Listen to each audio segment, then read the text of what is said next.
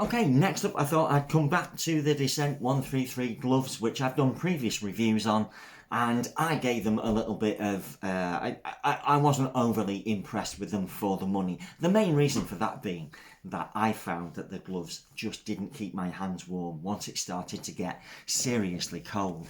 So the glove system and the gloves that I use the most are the heavier duty waterproof ones that come in the pack.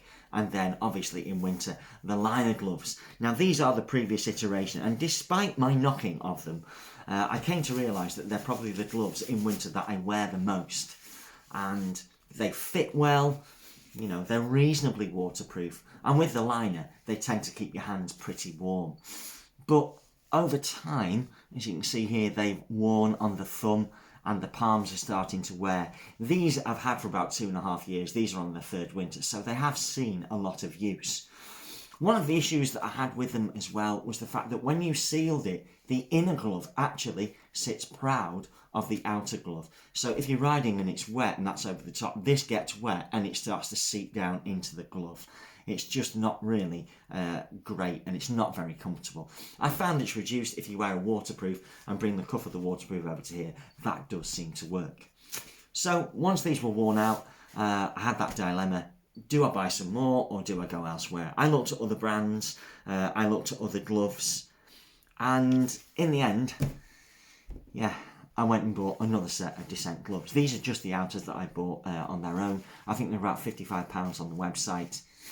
When they came though, I realised they've actually made some changes to them, because lo and behold, they're made of a shoulder fabric which is waterproof, and the cuff is now longer and covers that outer glove. So you can get a really nice seal on your wrist, and the inner glove is kept within, which is much, much better. What I've noticed as well is that it doesn't feel as drafty, it doesn't feel as cool.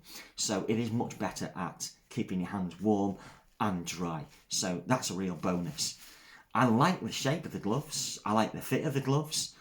They repel water really well. It bobbles off and it beads away, you know, really quite well. I've thrown these through the wash a few times and they are still just as water repellent.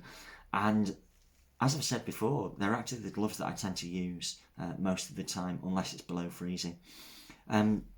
So with a bit of a revisit, I'd give these gloves an 8 out of 10. They are expensive, but they certainly seem to last well. Those others have had an awful lot of hammer on winter roads, winter back lanes, in some pretty grippy weather as well, and they cope with it all, you know, reasonably.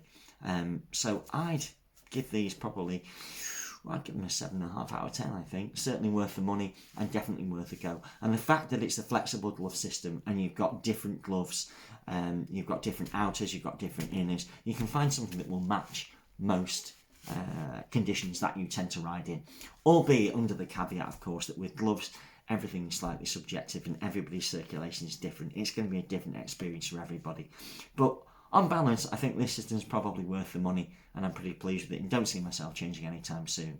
So, definitely worth an investment if you're in the market for winter gloves.